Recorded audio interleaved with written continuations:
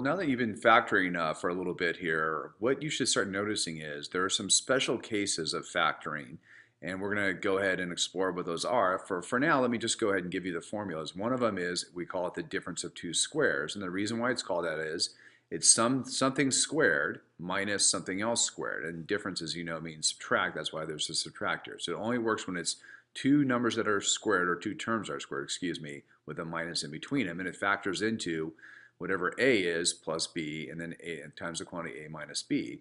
And there's also what we call a perfect squared trinomial. Trinomial because originally it's three terms here. And it's a perfect square because the first term is a perfect square, so is the last. And notice it's a plus b squared at the end, whereas the original one that we were looking at a moment ago was minus. And then the middle is whatever a is and whatever b is multiplied together times 2, and it could be either plus or minus.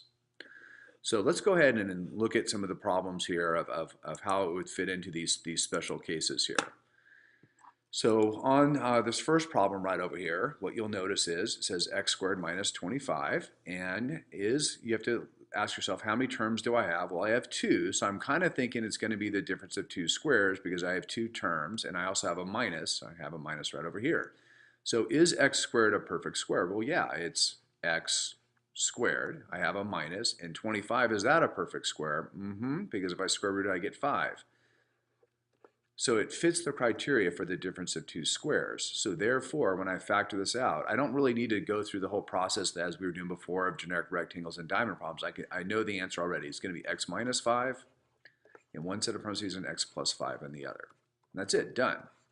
So like I said, it's a special case here. It's a shortcut. Next up, another one here. I have two terms, term 1, term 2. I have a minus in between them, so I'm thinking difference of two squares. So is 4x squared a perfect square? Well, the square root of 4 is 2, and the square root of x squared is x. So this is equivalent to 2x quantity squared minus, and once again, we know 25 is a perfect square. It's 5 squared. So we already know the answer without going to a whole lot of work. We just say it's 2x minus 5, and the other one will be 2x plus 5.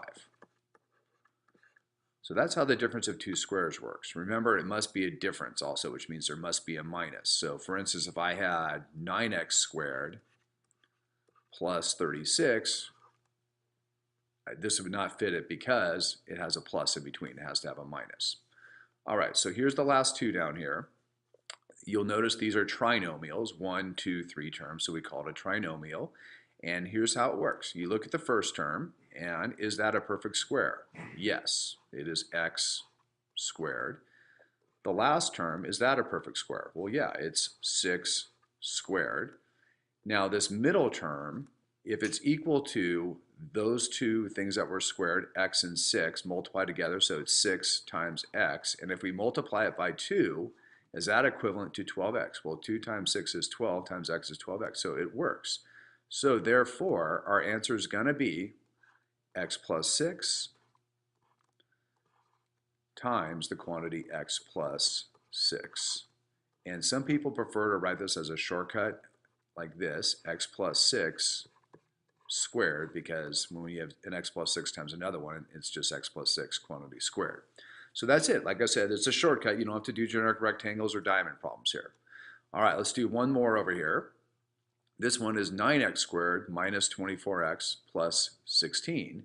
So once again, it's a trinomial, 1, 2, 3 terms. Is this a perfect square? Well, yeah, the square root of that is 3x. So 3x quantity squared is 9x squared. Is 16 a perfect square? It is 4 squared.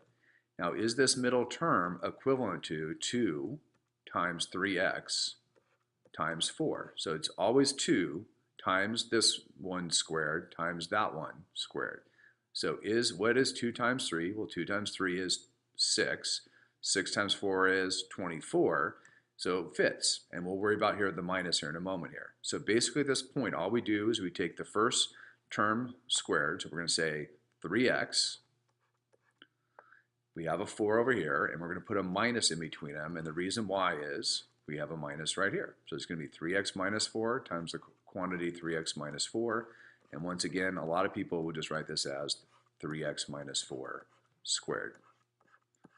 So that's how you do some of the shortcuts, the special cases of factoring.